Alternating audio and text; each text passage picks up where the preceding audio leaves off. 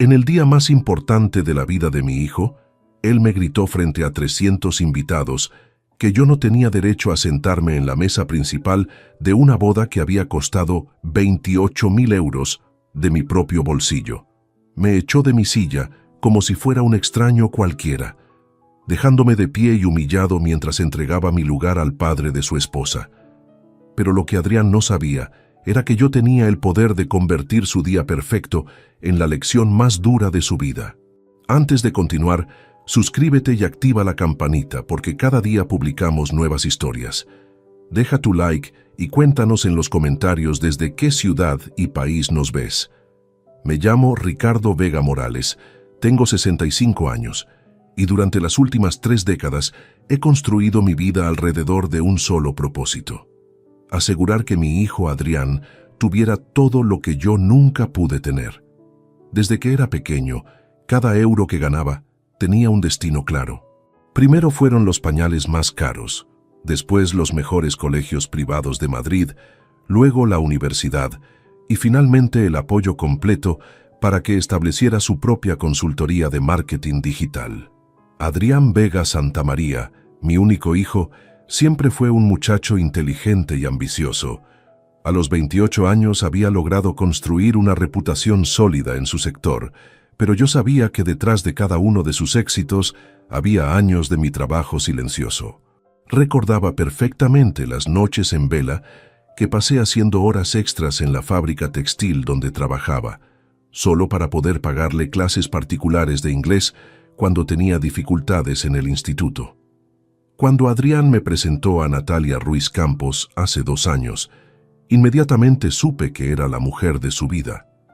Natalia era una chica educada, trabajaba como enfermera en el Hospital Gregorio Marañón y parecía compartir los valores familiares que yo había intentado inculcar en mi hijo.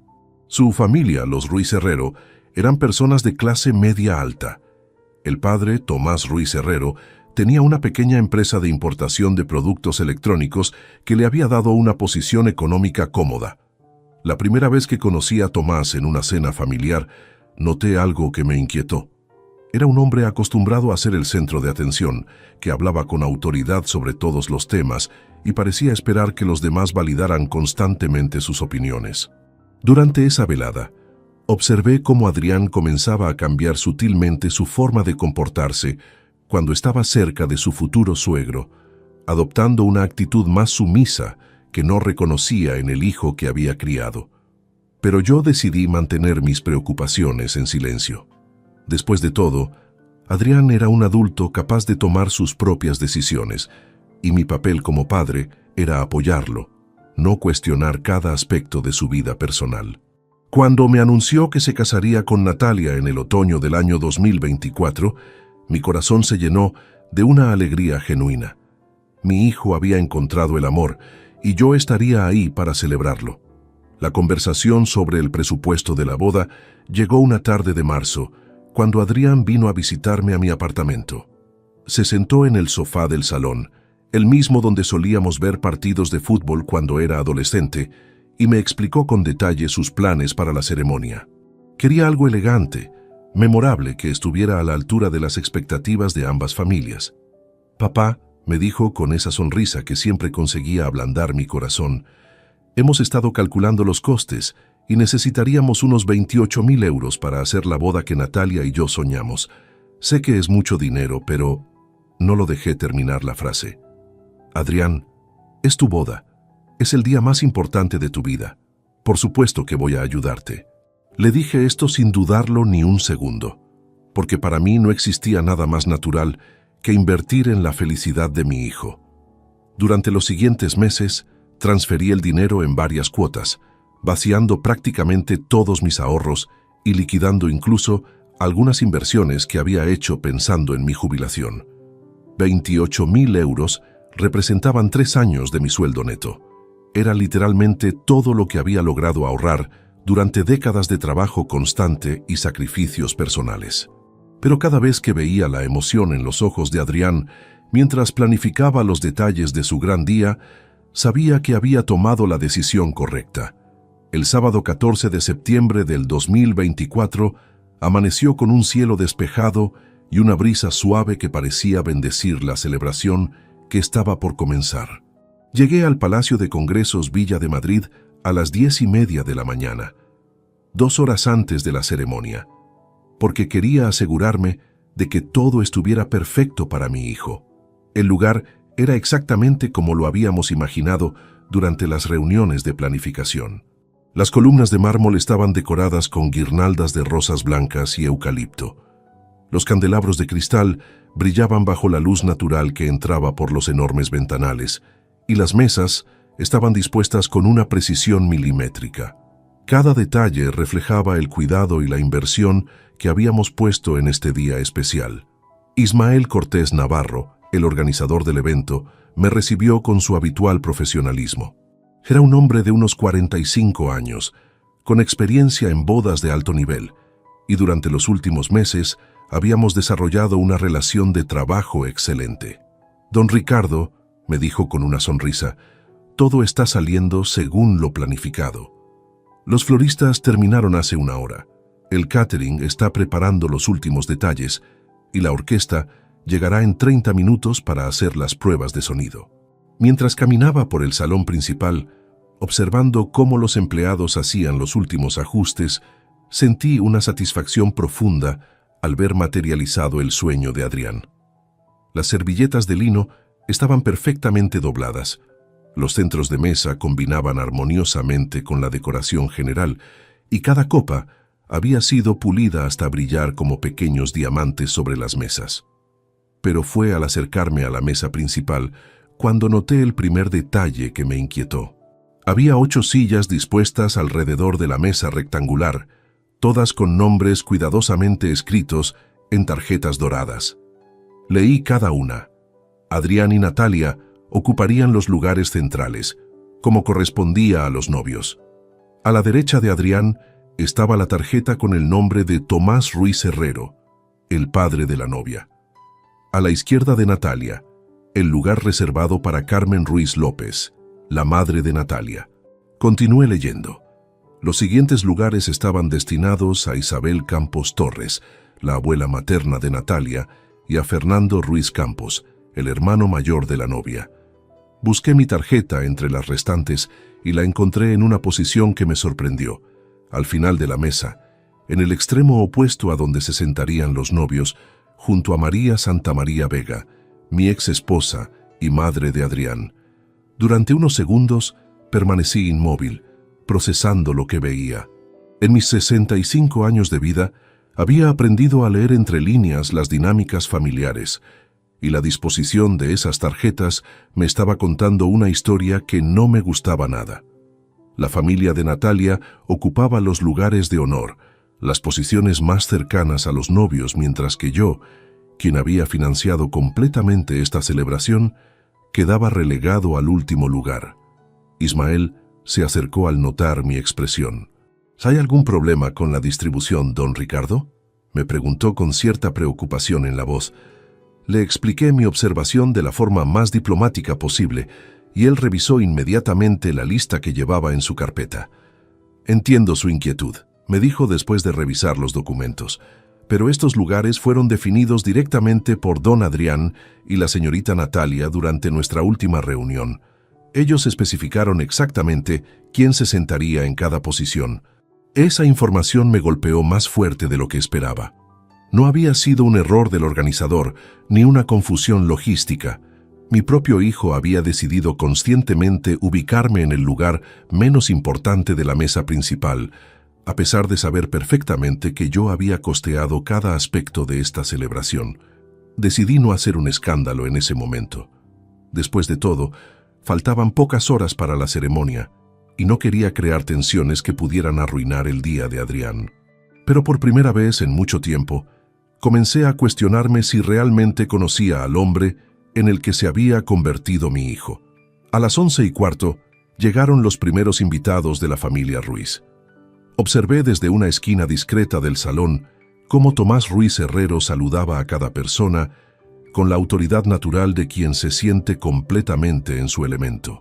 Vestía un traje gris antracita que seguramente había costado más que mi salario mensual, y su forma de moverse por el espacio sugería que se consideraba el anfitrión principal de la celebración. Carmen Ruiz, la madre de Natalia, llegó pocos minutos después, luciendo un vestido azul marino elegante y una sonrisa que irradiaba felicidad genuina. Era una mujer encantadora y siempre había sido amable conmigo durante nuestros encuentros familiares, pero incluso en ella noté un cambio sutil en la forma de tratarme. Ya no era el futuro consuegro con quien compartir la alegría del día, sino más bien una presencia familiar pero secundaria en la celebración. Cuando llegó Adrián, vestido con su smoking negro, mi corazón se aceleró con una mezcla de orgullo paternal y nerviosismo creciente. Se veía magnífico, como el príncipe de cuento de hadas que siempre había soñado que sería en su día especial. Pero cuando se acercó a saludarme, percibí en su abrazo una tensión que no había estado ahí en nuestros encuentros anteriores. «Papá, gracias por estar aquí temprano», me dijo, pero sus ojos evitaron los míos durante demasiado tiempo. «Espero que todo esté a tu gusto». Había algo ensayado en sus palabras, como si hubiera practicado esa frase específica. La ceremonia transcurrió de manera hermosa y emotiva. Adrián y Natalia intercambiaron sus votos con una sinceridad que me conmovió hasta las lágrimas, y cuando el oficiante los declaró marido y mujer, sentí que todos mis sacrificios habían valido la pena.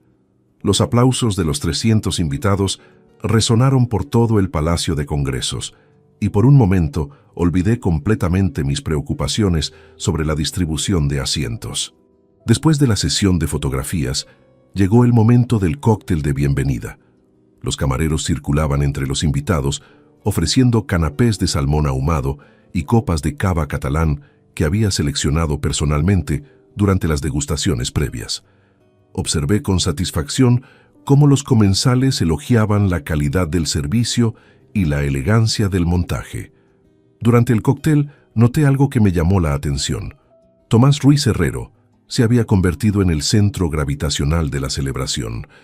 Los invitados se acercaban a él para felicitarlo como si fuera el padre del novio, no de la novia.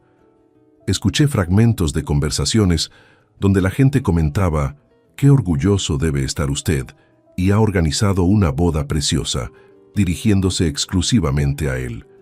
Mientras tanto, yo permanecía en un segundo plano, recibiendo saludos cordiales pero superficiales de los asistentes.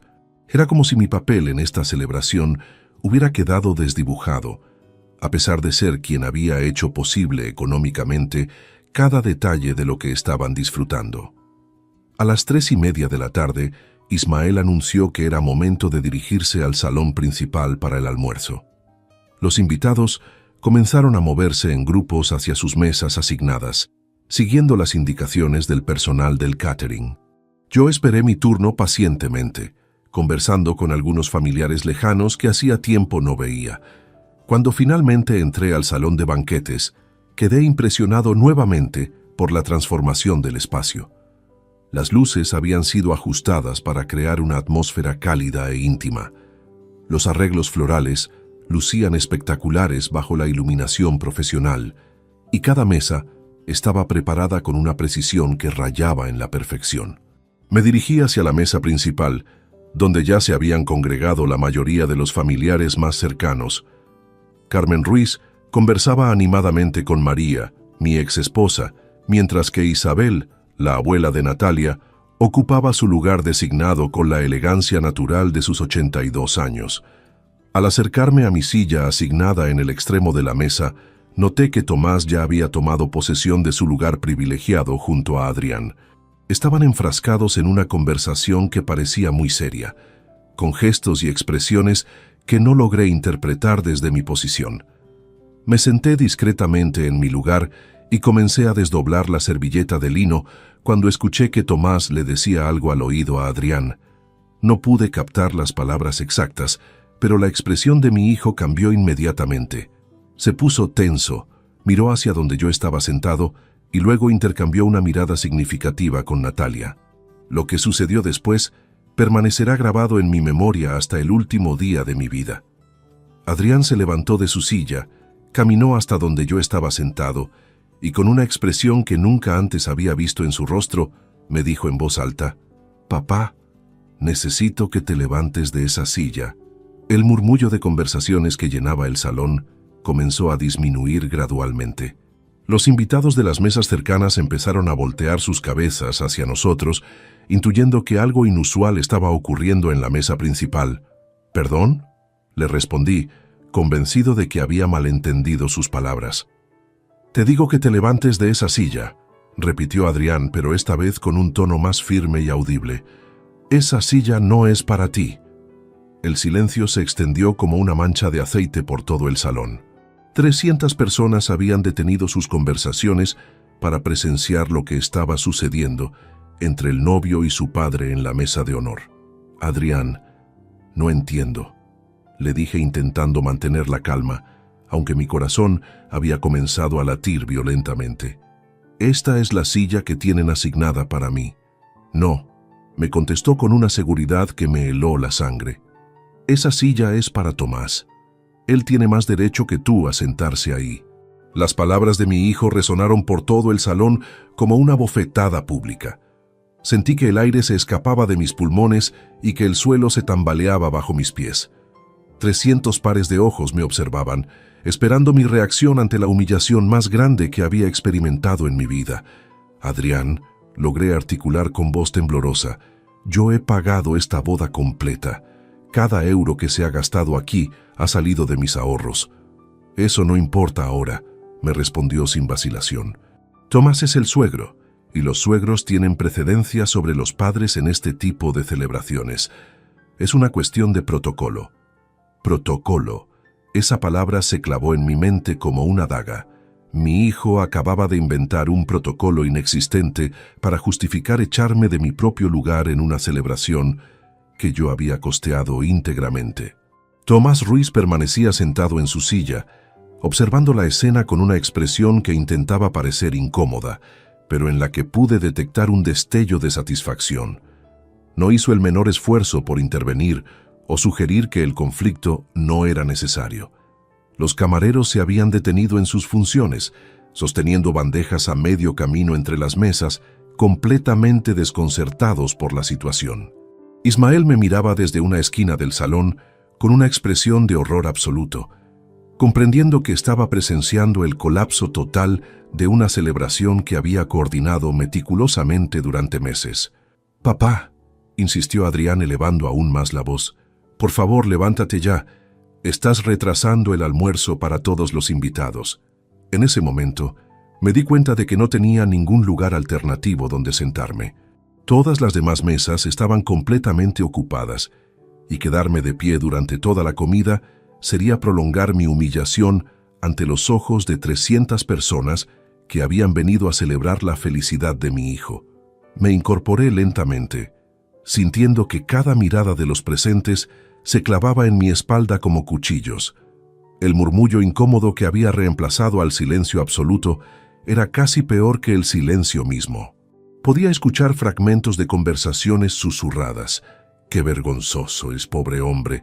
Nunca había visto algo así». Permanecí de pie junto a la mesa principal durante unos segundos que se sintieron como horas, procesando la magnitud de lo que acababa de suceder. Mi hijo, el niño al que había dedicado mi vida entera, acababa de expulsarme públicamente del lugar de honor en una celebración que yo mismo había financiado. Fue en ese preciso instante, cuando algo se rompió definitivamente en mi interior, pero no era mi espíritu. Era la última cadena que me ataba a la necesidad de aceptar humillaciones por amor paternal. Mientras permanecía de pie junto a la mesa principal, expuesto ante las miradas de 300 invitados, mi mente comenzó a recorrer 30 años de recuerdos con una claridad dolorosa. Era como si alguien hubiera abierto un álbum de fotografías en mi cerebro, mostrándome escena tras escena de momentos que ahora adquirían un significado completamente diferente. Recordé aquella madrugada de febrero del 1996, cuando Adrián tenía apenas 2 años y despertó con fiebre alta. María estaba de viaje por trabajo y yo pasé toda la noche velando su sueño en el Hospital Infantil La Paz, sosteniendo su manita mientras los médicos le administraban medicamentos. En esas horas largas y silenciosas, Mientras observaba su respiración entrecortada, prometí que nunca le faltaría nada a mi hijo. Vinieron a mi memoria las tardes interminables que pasé ayudándole con los deberes de matemáticas durante su época de bachillerato. Adrián tenía dificultades con los números, y yo, que apenas había terminado la educación secundaria, me quedaba despierto hasta altas horas estudiando los temas para poder explicárselos al día siguiente. Recuerdo vívidamente cómo sus ojos se iluminaban cuando finalmente comprendía un problema complejo, y cómo me abrazaba diciendo: «Gracias, papá, eres el mejor profesor del mundo». Pensé en aquellos veranos en la playa de Santander, donde alquilaba un apartamento pequeño y modesto para que pudiéramos pasar las vacaciones juntos. Yo trabajaba dobles turnos durante todo el año para poder permitirme esas 2 semanas, pero verle construir castillos de arena y correr por la orilla del mar justificaba cada hora extra que había hecho en la fábrica. La imagen que más vívidamente regresó a mi mente fue la de su graduación universitaria en el 2018. Adrián había terminado su carrera en Administración de Empresas con matrícula de honor, y cuando subió al estrado para recoger su diploma, me buscó entre la multitud y me dedicó una sonrisa radiante. Después de la ceremonia, me abrazó con tanta fuerza que pensé que me iban a doler las costillas, y me susurró al oído: «Nada de esto habría sido posible sin ti, papá. Todo lo que soy, te lo debo a ti». ¿Cómo había llegado ese joven agradecido y cariñoso a convertirse en el hombre que acababa de humillarme públicamente? ¿En qué momento se había roto la conexión que creía inquebrantable entre nosotros? Mientras estos recuerdos se sucedían en mi mente como fotogramas de una película, también comencé a recordar señales que había ignorado durante los últimos meses.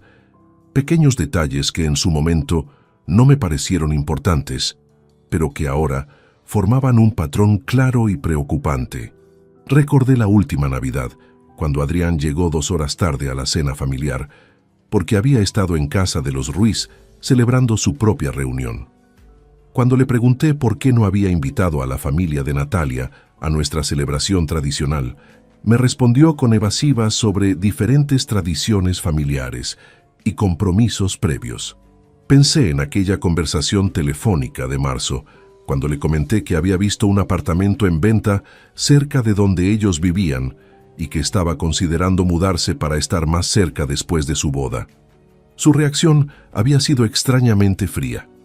«Papá, creo que cada generación necesita su espacio. No sé si sería buena idea que viviéramos tan cerca». En ese momento interpreté su respuesta como una búsqueda normal de independencia, pero ahora veía que había sido una forma sutil de marcar distancia. También recordé lo incómodo que me sentí durante la cena de pedida de mano. Tomás Ruiz había dominado completamente la conversación, hablando sobre sus viajes de negocios, sus proyectos empresariales y sus conexiones sociales, mientras que yo permanecía en un segundo plano, respondiendo brevemente cuando alguien me dirigía la palabra. Lo que más me había dolido era notar cómo Adrián colgaba de cada palabra de su futuro suegro, asintiendo con admiración ante cada anécdota o comentario. Pero el recuerdo que más me perturbó fue el de una conversación que había escuchado por casualidad hacía apenas 3 semanas. Había llegado temprano a casa de Adrián para ayudarle con unos trámites legales, y desde la entrada escuché voces en el salón. Adrián hablaba por teléfono con alguien, y aunque no pude captar toda la conversación, sí escuché claramente cuando dijo: «Ya sé que es mi padre, pero a veces me da vergüenza su forma de vestirse y de hablar. No encaja con el nivel social de la familia de Natalia».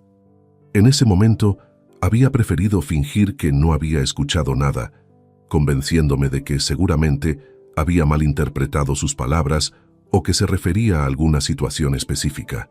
Pero ahora, de pie en medio de esta humillación pública, comprendía que esas palabras revelaban exactamente lo que mi hijo pensaba de mí. Durante todos estos años, mientras yo sacrificaba mi comodidad, mis ahorros y mis sueños por su bienestar, Adrián había desarrollado una percepción de mí como alguien socialmente inferior, alguien de quien avergonzarse ante su nueva familia política. Para él, Yo no era el padre que había hecho posible todo lo que había logrado en la vida, sino un obstáculo embarazoso para su ascensión social. La revelación más dolorosa fue comprender que esta humillación no había sido espontánea. La forma en que Tomás permanecía imperturbable en su asiento, la mirada cómplice que había intercambiado Natalia con su padre, la seguridad con que Adrián había ejecutado cada palabra de su discurso humillante. Todo indicaba que habían planificado este momento. Habían decidido que en el día de la boda, en el momento más público y vulnerable posible, me mostrarían cuál era realmente mi lugar en la nueva jerarquía familiar. No era casualidad que hubieran elegido hacerlo delante de 300 testigos, maximizando mi bochorno y su demostración de poder. Mientras procesaba esta realización, sentí como algo fundamental cambiaba en mi interior. No era tristeza lo que estaba experimentando, ni siquiera era ira. Era una claridad fría y absoluta sobre quién era realmente mi hijo y qué tipo de relación habíamos tenido en realidad durante todos estos años. Por primera vez en 3 décadas, dejé de ver a Adrián como la víctima de las circunstancias o como el beneficiario inocente de mi generosidad. Lo vi como realmente era, un hombre adulto que había tomado decisiones conscientes sobre cómo tratarme y que había elegido la crueldad calculada sobre la gratitud básica. En ese momento, tomé la decisión más importante de mi vida adulta. Con una tranquilidad que me sorprendió incluso a mí mismo, me alejé de la mesa principal, caminando con pasos medidos hacia la esquina del salón donde había visto a Ismael Cortés observando la escena con expresión horrorizada. Los murmullos de los invitados se intensificaron a mis espaldas, pero ya no me importaba lo que pudieran pensar o comentar sobre mi situación. Ismael me vio acercarme e inmediatamente se dirigió hacia mí con gesto preocupado. «Don Ricardo, lo siento muchísimo por lo que acaba de ocurrir. Esto es completamente irregular. Nunca en mis 20 años organizando eventos había presenciado algo así. Si quiere puedo hablar con su hijo y explicarle que...» Le corté con un gesto suave, pero firme de mi mano. «Ismael, no se preocupe por eso. Tengo una petición que hacerle y necesito que me escuche con atención». Mi voz sonaba serena, casi conversacional, lo que pareció tranquilizarlo parcialmente. «Por supuesto, don Ricardo. Dígame en qué puedo ayudarle». Saqué mi teléfono móvil del bolsillo interior de mi chaqueta y busqué en la galería de fotos hasta encontrar la imagen que necesitaba. Era una fotografía del último recibo de transferencia bancaria que había hecho para completar el pago de la boda, fechado apenas 10 días antes. Se la mostré a Ismael con calma. «¿Recuerda usted quién ha pagado la totalidad de esta celebración?», le pregunté, manteniendo un tono completamente profesional. Ismael miró la pantalla del teléfono y asintió inmediatamente. «Sí, señor, usted ha sido responsable del pago completo de todos los servicios contratados. Tengo toda la documentación en mis archivos». «Perfecto. En ese caso, como único financiador de este evento, estoy ejerciendo mi derecho a cancelar inmediatamente todos los servicios contratados para esta celebración». Las palabras salieron de mi boca con una claridad cristalina, como si las hubiera ensayado durante años. Ismael me miró con los ojos muy abiertos, claramente sin procesar completamente lo que acababa de escuchar. «Perdón, señor, ¿podría repetir lo que acaba de decirme? Quiero que cancele ahora mismo todos los servicios de esta boda. La música, el catering, la decoración, todo. Quiero que detengan la celebración por completo». Ismael palideció visiblemente. «Don Ricardo, entiendo que esté molesto por lo que ha pasado, y tiene todo el derecho de estarlo, pero cancelar la boda en este momento sería un caos absoluto. Hay 300 invitados, la comida está siendo servida, la orquesta está a punto de comenzar». «Ismael», le dije interrumpiéndolo suavemente, «usted es un profesional excelente, y durante estos meses hemos trabajado juntos de manera impecable. Pero ahora necesito que confíe en mi criterio. Mi hijo acaba de demostrar públicamente que no tiene ningún respeto por mí, a pesar de que yo he financiado cada detalle de su día especial. No voy a seguir pagando por mi propia humillación». El organizador me miraba con una mezcla de admiración y terror. Podía ver en sus ojos que comprendía perfectamente mi posición, pero también que era consciente de la magnitud del escándalo que estaba a punto de desatarse. «Señor, si hago lo que me pide, esto va a crear una situación muy complicada. Los proveedores van a estar confundidos, los invitados van a quedarse sin almuerzo y su hijo... Mi hijo ha tomado decisiones como adulto», le respondí con firmeza. «Ahora debe afrontar las consecuencias de esas decisiones. Usted solo tiene que preocuparse por ejecutar mis instrucciones como cliente que ha pagado por sus servicios». Ismael guardó silencio durante unos segundos, claramente debatiéndose internamente sobre cómo proceder. Finalmente, sacó su teléfono móvil y su carpeta de documentos. «Está bien, don Ricardo. Si esa es su decisión final, procederé según sus indicaciones. Pero quiero que quede claro que esto va en contra de todos mis protocolos profesionales y que lo hago únicamente porque usted es legalmente el contratante de todos los servicios. Se lo agradezco, Ismael, y no se preocupe por su reputación profesional. Cuando la gente pregunte qué pasó aquí, yo me haré completamente responsable de mi decisión». Mientras Ismael comenzaba a hacer las primeras llamadas telefónicas para detener los servicios, yo regresé mi mirada hacia la mesa principal. Adrián había ocupado finalmente su lugar central junto a Natalia, y Tomás Ruiz se había instalado cómodamente en la silla que originalmente había sido mía. Los tres conversaban animadamente, aparentemente ajenos a la conversación que acababa de tener lugar en la esquina del salón. Carmen Ruiz había comenzado a servirse de los entrantes que los camareros habían empezado a distribuir, mientras que María, mi exesposa, parecía incómoda pero resignada a la situación.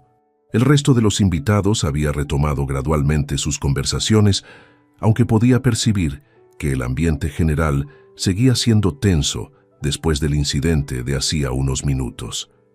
Durante los siguientes 5 minutos, observé con una fascinación extraña cómo se desarrollaba la escena ante mis ojos. Los invitados brindaban con champán, los fotógrafos capturaban momentos espontáneos de felicidad y la orquesta afinaba sus instrumentos en preparación para el primer baile de los recién casados. Todo parecía transcurrir con la normalidad esperada para una boda de alto nivel, pero yo sabía que en cuestión de minutos esa normalidad aparente iba a explotar en pedazos. Ismael se acercó a mí nuevamente, esta vez con una expresión más seria y profesional. «Don Ricardo, he contactado con todos los proveedores principales. El catering va a retirar la comida en 15 minutos, la orquesta va a dejar de tocar después de la canción actual y el servicio de decoración vendrá a recoger sus elementos durante la próxima hora. ¿Está completamente seguro de que quiere proceder?». Lo miré directamente a los ojos y asentí con determinación absoluta.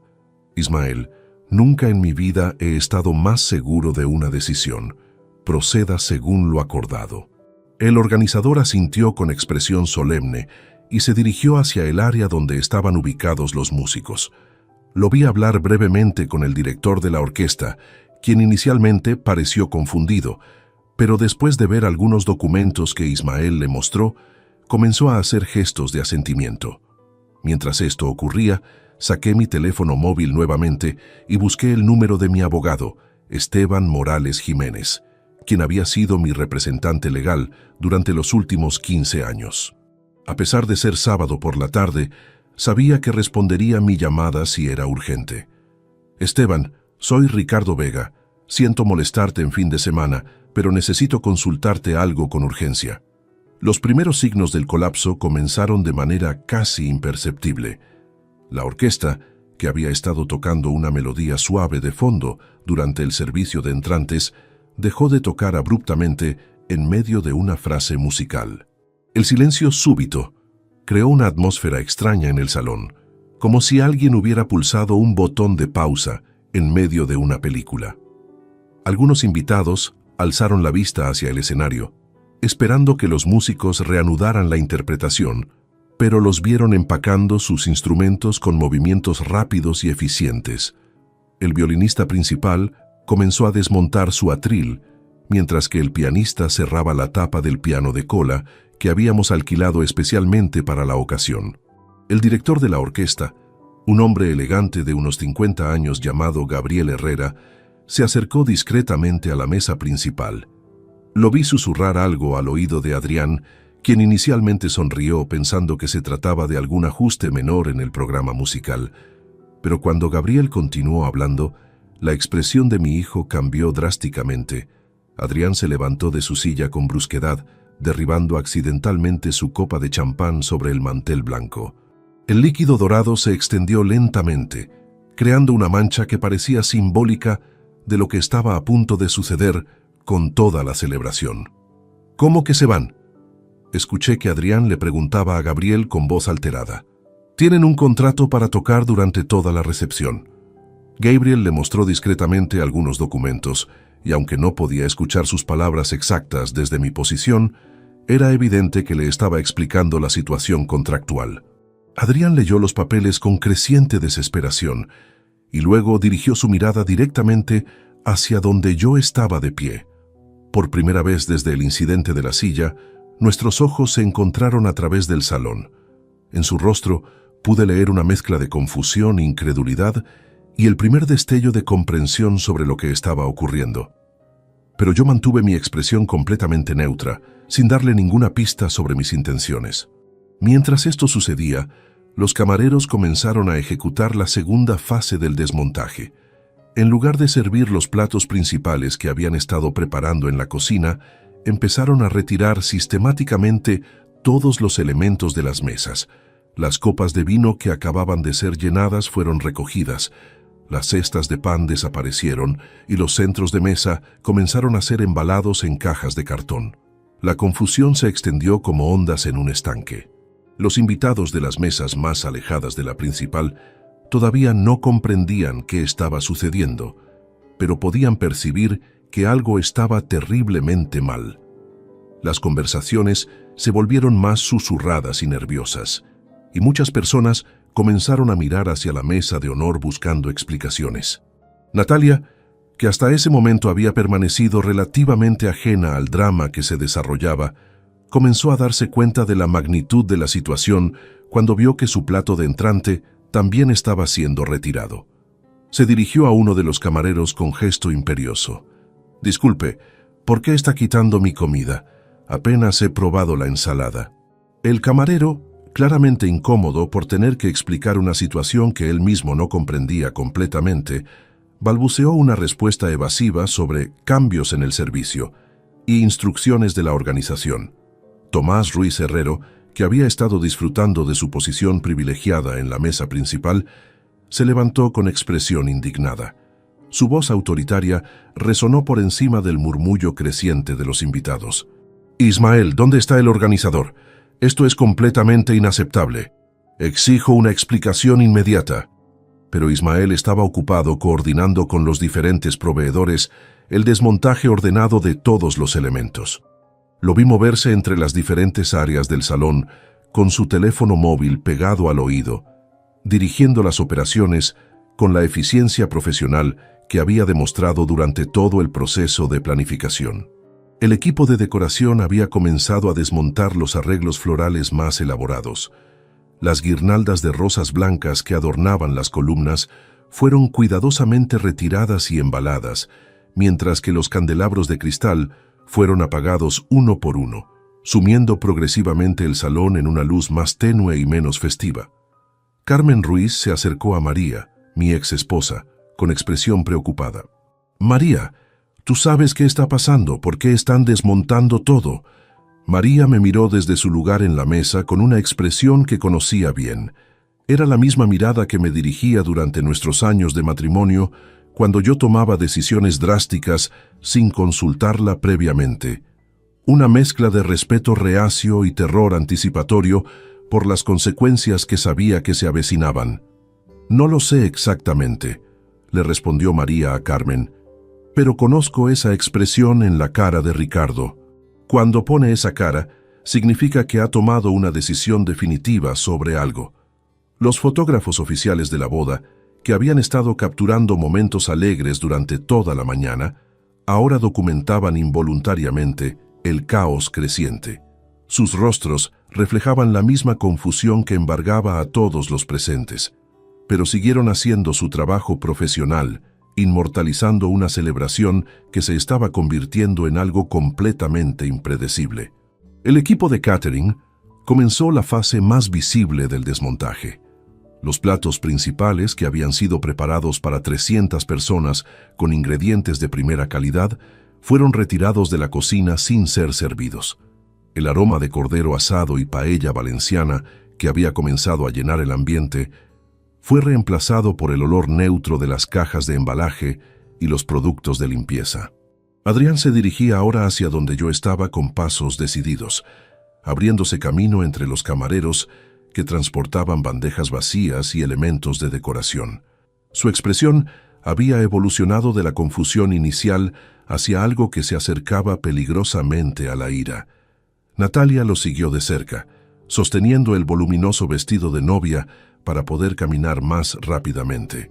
Sus ojos, que durante toda la mañana habían brillado con felicidad nupcial, ahora mostraban una mezcla de pánico y incredulidad ante el espectáculo que se desarrollaba en torno a ella.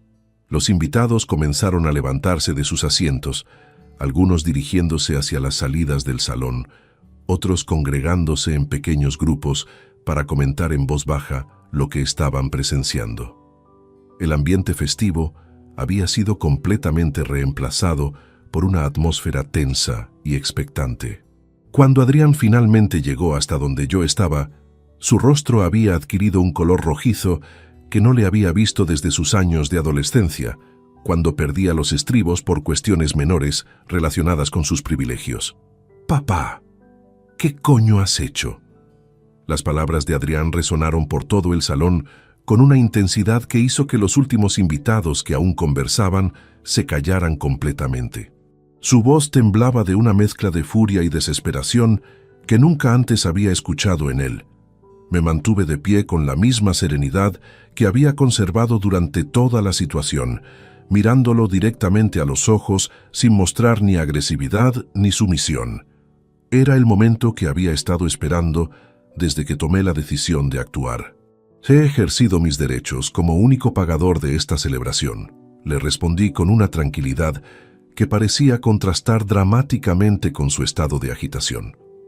Cuando alguien me falta el respeto en un evento que yo he financiado completamente, considero que tengo derecho a retirar mi apoyo económico. «¡Estás loco! ¡Has arruinado mi boda!», Adrián gritaba ahora sin importarle que todos los presentes pudieran escucharlo. Natalia se había quedado petrificada a su lado, observando el intercambio con los ojos muy abiertos y una expresión de shock absoluto. «No, Adrián, yo no he arruinado tu boda. Tú has arruinado tu boda en el momento en que decidiste humillarme públicamente delante de 300 invitados. Yo simplemente he decidido no financiar mi propia humillación». Tomás Ruiz Herrero se había acercado también, y ahora formaba parte del círculo de confrontación que se había creado en el centro del salón. Su expresión había perdido completamente la autoridad segura que había mostrado durante toda la mañana, reemplazada por una mezcla de indignación y nerviosismo. «Señor Vega», me dijo Tomás con un tono que intentaba sonar conciliador, pero que no conseguía ocultar su irritación. «Entiendo que haya habido un malentendido sobre los asientos, pero esto es una reacción completamente desproporcionada. Piense en su hijo, piense en Natalia. Es su día especial». Me volví hacia él con una expresión que he perfeccionado durante décadas de tratar con personas que intentan manipularme. «Señor Ruiz, con todo respeto, usted no ha pagado ni un euro de esta celebración. Usted no tiene derecho a opinar sobre cómo manejo mis propios gastos. Su hija se ha casado con mi hijo, pero eso no le da autoridad sobre las decisiones económicas que tome respecto a eventos que financio personalmente». Las palabras salieron de mi boca con una precisión que evidentemente lo descolocó. Tomás retrocedió un paso, claramente no esperando que le respondiera con tanta firmeza directa. Natalia finalmente encontró su voz, aunque sonaba temblorosa y aguda por la tensión. «Don Ricardo, por favor, esto es una locura, no puede resolver esto de otra manera. Hay 300 personas aquí que han venido a celebrar con nosotros».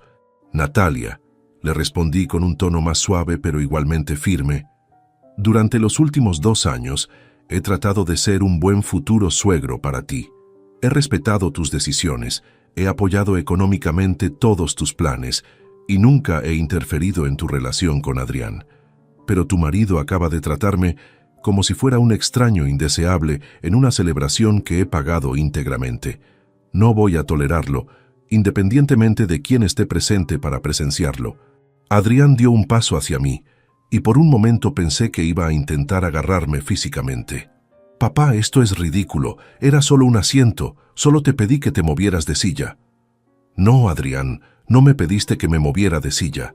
Me echaste públicamente de la mesa de honor de una boda que costó 28.000 euros de mis ahorros, diciéndome que otra persona tenía más derecho que yo a sentarse ahí. Me humillaste delante de cada persona que conocemos y lo hiciste de manera calculada y cruel. Mi voz se había elevado ligeramente, pero mantenía el control completo sobre cada palabra que pronunciaba. Durante 28 años, te he dado todo lo que he tenido. Te pagué la mejor educación, te apoyé en cada decisión, financié tus proyectos y nunca te pedí nada a cambio, excepto respeto básico. Hoy has demostrado que ese respeto no existe. Carmen Ruiz se había acercado al grupo y ahora intentaba mediar en la situación con gestos apaciguadores. Por favor, señores, esto se puede solucionar. Es el día de la boda de nuestros hijos. Seguramente podemos encontrar una manera de... La interrumpí con cortesía, pero con firmeza absoluta. Señora Ruiz, aprecio su intención de mediar, pero esto no es una discusión que se pueda resolver con diplomacia. Su yerno ha tomado una decisión sobre cómo tratarme, y yo he tomado una decisión sobre cómo responder a ese tratamiento. Ismael se acercó discretamente al grupo y me susurró que los proveedores habían completado aproximadamente el 70% del desmontaje. Los elementos más grandes y visibles ya habían sido retirados y el salón comenzaba a parecer una versión fantasmal de la elegante celebración que había sido apenas una hora antes. ¿Sabes cuánto dinero me ha costado todo esto?, le pregunté a Adrián, señalando hacia el salón que se desvanecía a nuestro alrededor. Cada flor que ves, cada plato que se ha servido, cada nota musical que ha sonado, cada bombilla que ha iluminado este lugar. 28.000 euros que representan 3 años de mi trabajo. Adrián abrió la boca para responder, pero continué antes de que pudiera decir nada. Y cuando llegó el momento de sentarme en el lugar que me correspondía en la mesa de honor, tú decidiste que yo no tenía derecho a estar ahí. Decidiste que prefería humillar a tu padre antes que defender su dignidad delante de tu nueva familia política. La multitud de invitados se había congregado en un semicírculo irregular alrededor de nuestra confrontación. Podía ver rostros conocidos de familiares, amigos de la familia y colegas de trabajo de Adrián, todos presenciando un espectáculo que jamás habían imaginado que verían en una celebración nupcial. Ahora entiendes lo que significa perder apoyo, ¿verdad, Adrián? Ahora comprendes lo que se siente cuando alguien te quita algo que dabas por seguro.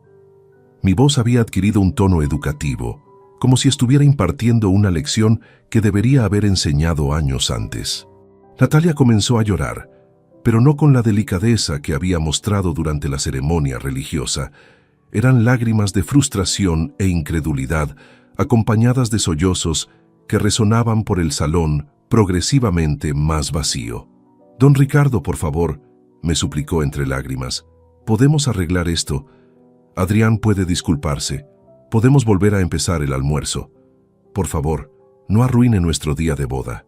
La miré con una mezcla de compasión y determinación.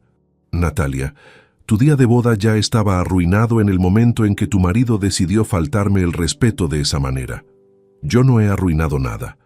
Simplemente he decidido no seguir financiando mi propia humillación». El momento había llegado de revelarle a Adrián las consecuencias completas de sus acciones. Saqué mi teléfono móvil y abrí la aplicación bancaria, mostrándole la pantalla con una tranquilidad que contrastaba dramáticamente con el caos emocional que lo rodeaba. «Adrián, quiero que veas algo muy importante». Le mostré la pantalla donde aparecían todas las transferencias automáticas que había programado a su favor durante los últimos 5 años. «¿Reconoces estos movimientos bancarios?». Sus ojos recorrieron la lista de transacciones mientras su expresión pasaba de la confusión a la comprensión gradual. 1.200 euros mensuales para el alquiler de su apartamento en el barrio de Salamanca. 600 euros para el pago de su BMW Serie 3. 400 euros mensuales para sus gastos personales. 300 euros para el seguro médico privado. Y docenas de transferencias adicionales para emergencias, reparaciones, vacaciones y caprichos varios. «Papá, ¿qué pretendes con esto?». Su voz había perdido parte de la agresividad anterior, reemplazada por una inquietud creciente. «Pretendo mostrarte la magnitud real del apoyo económico que recibes de mí mensualmente. Según mis cálculos, durante los últimos 5 años te he transferido aproximadamente 140.000 euros en diferentes conceptos». Natalia se acercó para mirar también la pantalla del teléfono y pude ver cómo su rostro se transformaba al comprender las cifras que estaba viendo. Era evidente que Adrián nunca le había revelado la extensión completa del apoyo financiero que recibía de mí. 140.000 euros, repetí lentamente, asegurándome de que cada persona en el círculo que nos rodeaba escuchara la cifra claramente. Esa es la cantidad que he invertido en tu estilo de vida adulto, además de todo lo que gasté en tu educación y formación durante los primeros 25 años de tu vida. Tomás Ruiz había perdido completamente su compostura anterior. Era obvio que tampoco él había conocido estos detalles sobre la situación económica real de su nuevo yerno, y su expresión reflejaba una mezcla de sorpresa y recalculación mental sobre las dinámicas familiares que había estado observando. Pero todo eso ha terminado hoy. Continué con la misma serenidad imperturbable. En este momento, estoy cancelando todas las transferencias automáticas a tu cuenta. El alquiler de tu apartamento, el pago de tu coche, tu asignación mensual, tu seguro médico, todo. Procedí a cancelar cada transferencia programada directamente desde mi teléfono, mostrándole la pantalla después de cada cancelación para que pudiera verificar que realmente estaba ejecutando mis amenazas. «Papá, no puedes hacer esto». Adrián intentó arrebatarme el teléfono, pero yo lo mantuve fuera de su alcance con un movimiento tranquilo pero firme. «Por supuesto que puedo hacerlo. Es mi dinero, y tengo derecho absoluto a decidir cómo lo gasto. Durante años he elegido gastarlo en tu bienestar, pero a partir de hoy elijo gastarlo en otras cosas». Natalia había comenzado a hiperventilar. Se llevó las manos al pecho y comenzó a respirar de manera entrecortada mientras procesaba las implicaciones de lo que estaba escuchando. Carmen Ruiz se acercó inmediatamente para sostenerla y tranquilizarla. «Además», continué dirigiéndome ahora a ambos recién casados, «quiero que sepáis que también he tomado otras decisiones importantes relacionadas con vuestro futuro económico». Saqué una carpeta de documentos que había traído conmigo, anticipando que podría necesitarla durante el día. La había preparado durante las semanas previas a la boda, cuando comencé a tener sospechas sobre los cambios en la actitud de Adrián. «Este documento es mi testamento actualizado, firmado y registrado legalmente el pasado miércoles». Les mostré la primera página, donde aparecía claramente el membrete del despacho de mi abogado. En la versión anterior de este testamento, tú, Adrián, eras el único beneficiario de todos mis bienes, incluyendo mi apartamento, mis ahorros y mi plan de pensiones. El silencio que siguió a estas palabras fue absoluto.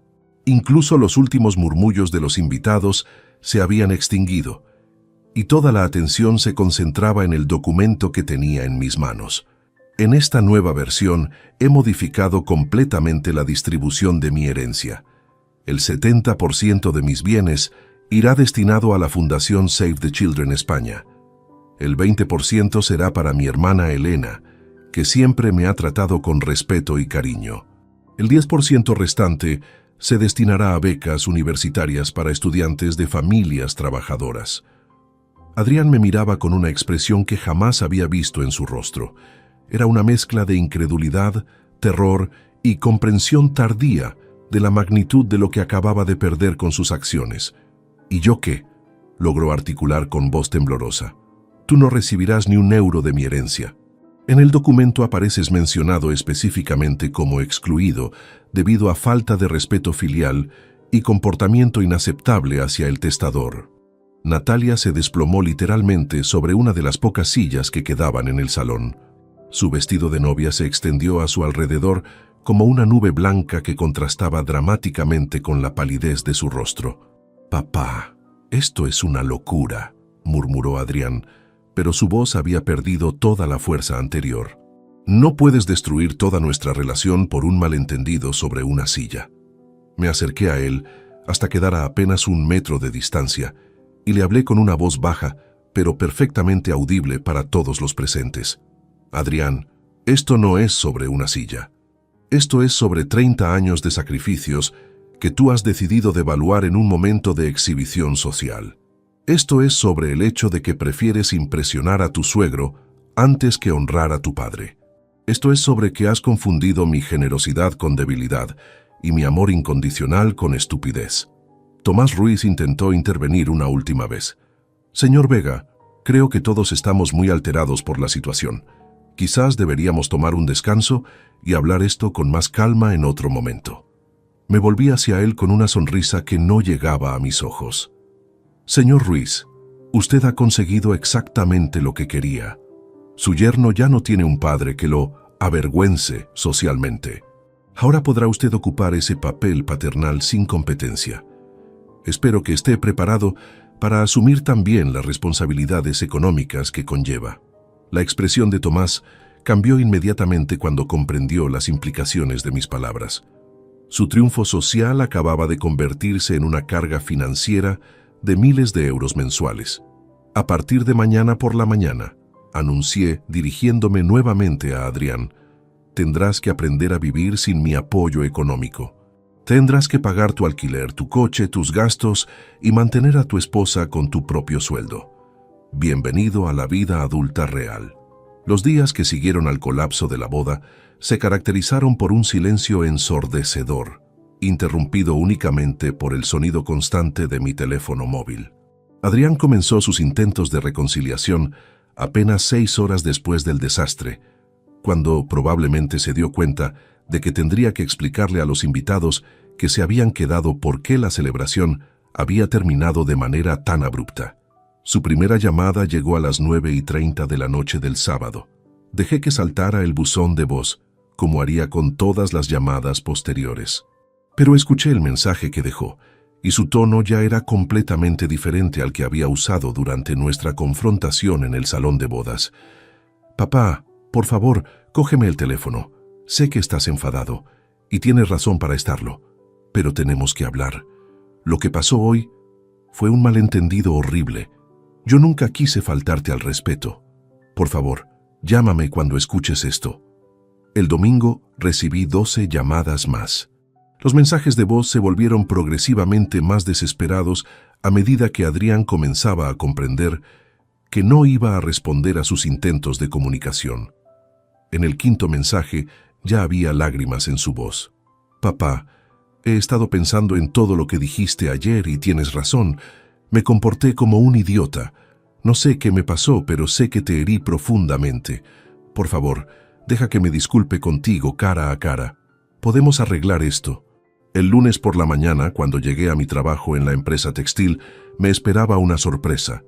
Adrián estaba en el aparcamiento, sentado en su BMW, evidentemente llevando allí desde muy temprano.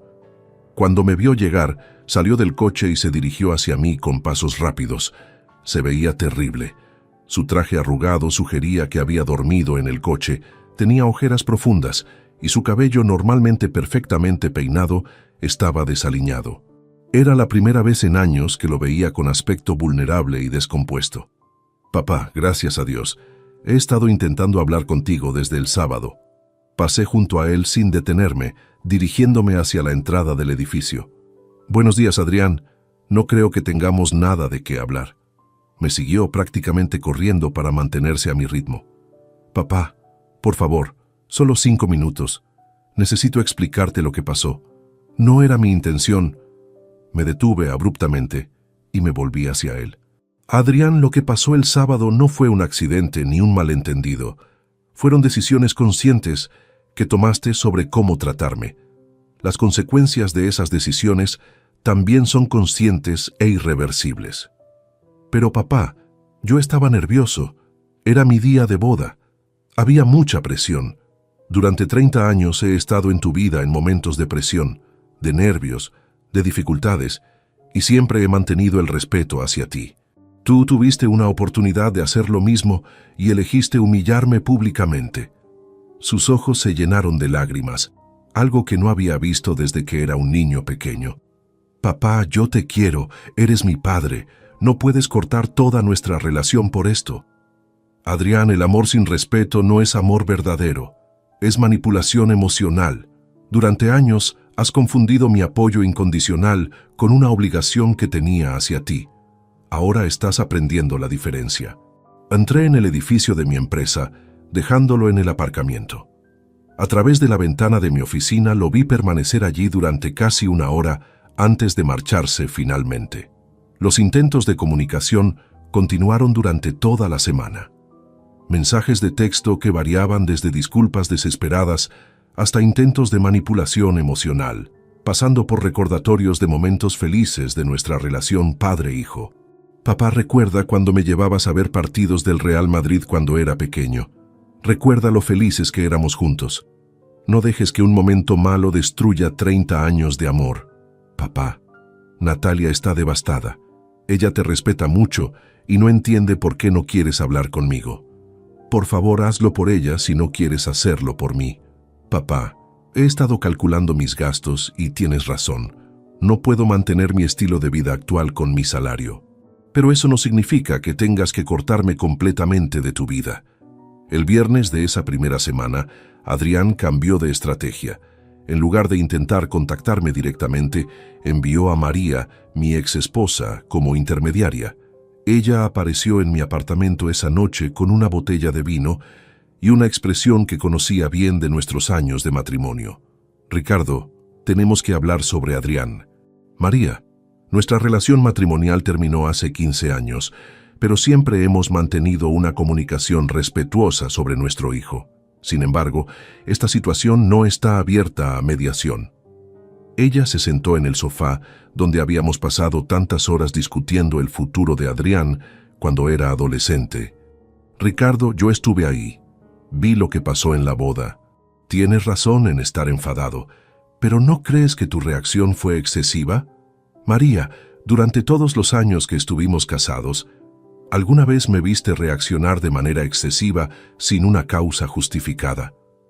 Ella guardó silencio durante unos segundos, porque ambos sabíamos la respuesta a esa pregunta.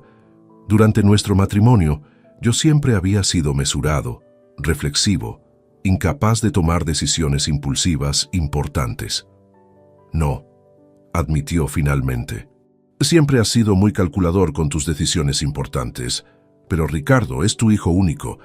Es todo lo que tenemos. María, Adrián dejó de ser mi hijo en el sentido emocional el sábado por la tarde. Ahora es simplemente un hombre adulto que ha demostrado que no valora los sacrificios que he hecho por él durante 3 décadas. ¿Y qué pasa cuando tengas nietos? ¿Vas a privarte de conocer a tus propios nietos por orgullo?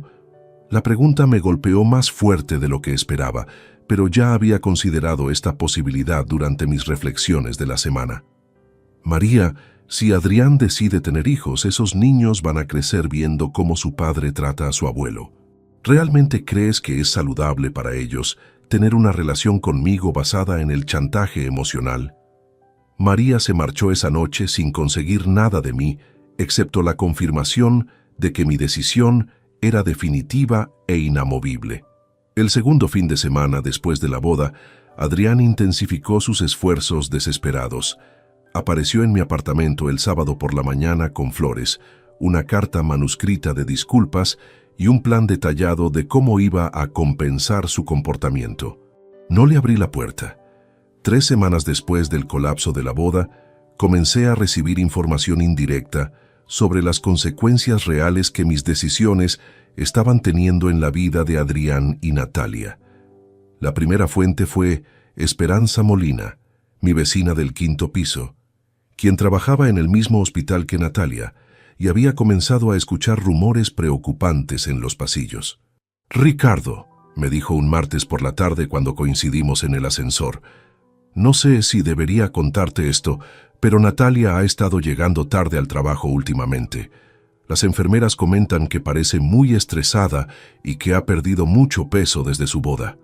Esperanza era una mujer discreta, que nunca se inmiscuía en asuntos ajenos sin motivo, así que sabía que me estaba transmitiendo información porque consideraba que era importante que la supiera. También he escuchado que ha pedido hacer turnos extra los fines de semana. Eso es muy raro en ella, porque siempre decía que los fines de semana eran sagrados para pasar tiempo con su marido. Esa información me confirmó que mis sospechas sobre su situación económica eran correctas. Natalia estaba trabajando horas adicionales para compensar la pérdida del apoyo financiero que yo proporcionaba mensualmente a su hogar. La segunda fuente de información fue mucho más directa y preocupante. Miguel Santos, mi compañero de trabajo en la fábrica textil durante los últimos 12 años, se acercó a mí durante el descanso del almuerzo con expresión seria. Ricardo, ayer mi cuñado Javier me contó algo que creo que deberías saber.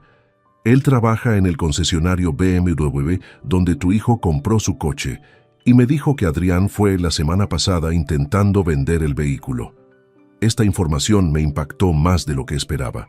El BMW había sido una fuente de orgullo enorme para Adrián durante los últimos 3 años. Lo lavaba religiosamente cada sábado, lo llevaba a revisiones incluso antes de lo necesario y solía bromear diciendo que era su bebé de metal. Según Javier, Adrián parecía muy nervioso durante toda la negociación. Le dijeron que por ser un modelo de hace 3 años y con el kilometraje que tiene, lo máximo que podrían darle serían 18.000 euros. Adrián se puso muy alterado y les dijo que necesitaba al menos 25.000 para cubrir sus deudas. Miguel hizo una pausa para beber de su café antes de continuar con la parte más reveladora de la historia. Al final no vendió el coche porque la cifra no le convenía, pero Javier me dijo que mencionó algo sobre tener que elegir entre el coche y el apartamento. Parece que no puede permitirse mantener ambos sin ayuda externa. Durante los días siguientes, pequeños detalles adicionales fueron llegando a mí a través de diferentes fuentes. Carmen, la panadera del barrio donde vive Adrián, mencionó casualmente a Elena, mi hermana, que ya no veía al matrimonio joven comprando en su establecimiento como solían hacer anteriormente. Antes venían cada sábado a comprar pan artesanal y dulces franceses, le contó Carmen a Elena durante una conversación casual. Últimamente solo los veo en el supermercado económico de la esquina, comprando marcas blancas.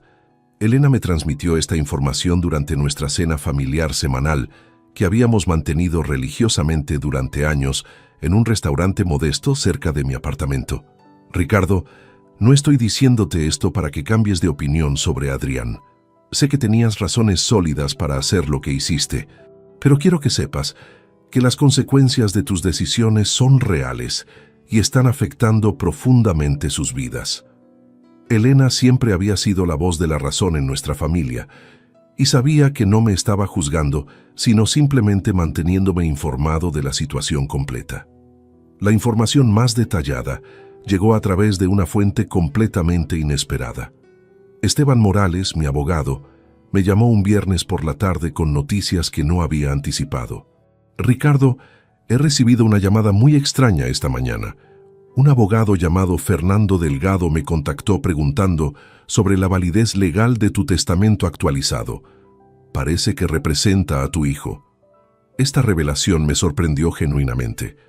No había esperado que Adrián intentara cuestionar legalmente mis decisiones, especialmente tan pronto después de los eventos. ¿Qué le dijiste exactamente? Le expliqué que el testamento fue redactado, firmado y registrado, siguiendo todos los procedimientos legales requeridos. También le confirmé que tienes capacidad mental completa para tomar decisiones sobre la distribución de tus bienes, y que las modificaciones fueron realizadas por tu propia voluntad sin coerción external. Esteban hizo una pausa antes de añadir la parte más interesante de la conversación. Fernando me dijo que su cliente estaba desesperado y que necesitaba saber si había alguna manera de revertir los cambios testamentarios. Le expliqué que solo tú podrías hacer modificaciones adicionales y que ningún tribunal podría forzarte a cambiar tus decisiones sobre tu propia herencia. ¿Mencionó algo sobre su situación económica actual? Sí, y esa fue la parte más reveladora. Fernando me preguntó específicamente sobre los plazos legales para la ejecución de testamentos, lo que sugiere que Adrián está calculando cuánto tiempo puede esperar hasta recibir algún tipo de ayuda económica a través de la herencia. Esta información me confirmó que Adrián no había comprendido completamente la naturaleza definitiva de mis decisiones. Seguía buscando maneras de obtener mi apoyo económico, ya fuera a través de la reconciliación emocional o a través de procedimientos legales. Esteban, quiero que redactes un documento adicional especificando que cualquier intento de mi hijo de cuestionar legalmente mi testamento resultará en la eliminación completa de cualquier mención de él en el documento, incluyendo la explicación de las razones de su exclusión. Ricardo, ¿estás seguro de que quieres endurecer aún más tu posición? Completamente seguro. Quiero que Adrián entienda que sus intentos de manipular la situación, ya sea emocionalmente o legalmente, solo van a empeorar las consecuencias de sus acciones originales. El lunes de la cuarta semana, recibí la confirmación más clara del impacto de mis decisiones. Ismael Cortés, el organizador de la boda, me llamó con una solicitud que inicialmente me pareció extraña. Don Ricardo, espero que no le importe que le llame directamente. Adrián me contactó ayer pidiendo que le devuelva parte del dinero que usted pagó por la boda. Dice que como los servicios no se completaron debido a la cancelación, él tiene derecho a un reembolso parcial. ¿Y qué le respondiste? Le expliqué que todos los contratos fueron firmados por usted, todos los pagos vinieron de su cuenta bancaria y que legalmente solo usted puede solicitar cualquier tipo de reembolso. Él se puso muy alterado y me dijo que usted era su padre y que debería estar dispuesto a ayudarlo económicamente. La desesperación en el comportamiento de Adrián se estaba volviendo cada vez más evidente y preocupante. 6 meses después del colapso de la boda, mi vida había adquirido una tranquilidad que no había experimentado en décadas. Por primera vez en 30 años, no tenía que preocuparme por las finanzas de otra persona. No recibía llamadas de emergencia solicitando ayuda económica y mis propios ahorros comenzaron a crecer de manera constante sin las transferencias mensuales que había estado haciendo a Adrián. Durante este periodo de silencio, había desarrollado nuevas rutinas y redescubierto aficiones que había abandonado años antes por dedicar mi tiempo libre a resolver problemas de mi hijo. Volví a leer novelas históricas. Comencé a asistir a clases de pintura en el Centro Cultural del barrio. Incluso me apunté a un grupo de senderismo para personas mayores de 60 años. Era un miércoles por la tarde de marzo, cuando finalmente rompí mi política de no responder las comunicaciones de Adrián. No porque hubiera cambiado de opinión sobre mi decisión, sino porque el tono de su último mensaje de voz había sido completamente diferente a todos los anteriores. «Papá», había dicho con una voz que sonaba genuinamente madura por primera vez en años. «No te llamo para pedirte perdón otra vez, ni para suplicarte que cambies de opinión. Te llamo para contarte algo importante que he aprendido durante estos meses y para agradecerte por la lección más dura pero más valiosa de mi vida». Algo en la serenidad de su tono me convenció de que finalmente había experimentado el crecimiento personal que había esperado que mis acciones pudieran provocar. Le devolví la llamada esa misma tarde. «Papá», me dijo cuando reconoció mi voz y pude escuchar que se emocionaba genuinamente. «Gracias por llamarme. Adrián, he escuchado tu mensaje y me ha parecido diferente a todos los anteriores. Me gustaría escuchar lo que tienes que decirme. ¿Podríamos vernos en persona? Sé que no tengo derecho a pedirte nada después de todo lo que ha pasado, pero me gustaría hablarte cara a cara». Acordamos encontrarnos el sábado siguiente en el Parque del Retiro, en el mismo banco donde solíamos sentarnos a dar de comer a los patos cuando él era pequeño. Era un lugar neutral, con suficientes recuerdos positivos como para permitir una conversación tranquila. Cuando llegué al punto de encuentro, Adrián ya estaba allí esperándome. Su apariencia física había cambiado notablemente durante estos meses. Había perdido peso, pero de manera saludable. Su ropa era más sencilla, pero estaba impecablemente cuidada. Lo más notable era la expresión de sus ojos. Había una profundidad y una madurez que no había visto antes. «Papá», me dijo levantándose para darme un abrazo cauteloso, «muchas gracias por acceder a verme». Nos sentamos en el banco, manteniendo una distancia respetuosa, y él comenzó a hablar con una honestidad que me sorprendió desde las primeras palabras.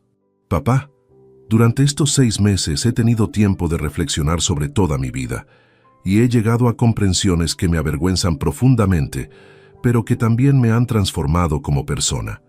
Su voz era pausada, reflexiva, sin la urgencia desesperada que había caracterizado todos sus intentos de comunicación anteriores. «Lo primero que he entendido es que tú tenías razón en cada una de las cosas que me dijiste el día de mi boda. Yo había desarrollado una arrogancia y un sentido de superioridad que me cegaron completamente ante tus sacrificios y tu generosidad». Hizo una pausa para mirar hacia el estanque donde nadaban los patos, como si estuviera reuniendo valor para las revelaciones más difíciles. «Durante todos estos años, nunca calculé realmente cuánto dinero habías invertido en mi vida. Nunca me detuve a pensar en las horas extra que trabajabas para poder pagarme cosas que yo consideraba normales. Nunca reflexioné sobre los sacrificios personales que habías hecho para darme oportunidades que tú nunca habías tenido. Lo segundo que he aprendido», continuó, «es que mi comportamiento en la boda no fue un momento aislado de nervios o presión. Fue la culminación de años de faltas de respeto más sutiles que yo justificaba como independencia o madurez, pero que en realidad eran pura ingratitud». Adrián se volvió para mirarme directamente y pude ver lágrimas en sus ojos, pero no eran lágrimas de autocompasión, sino de comprensión genuina. «Papá, cuando me echaste de esa silla delante de 300 personas, me sentí humillado y furioso.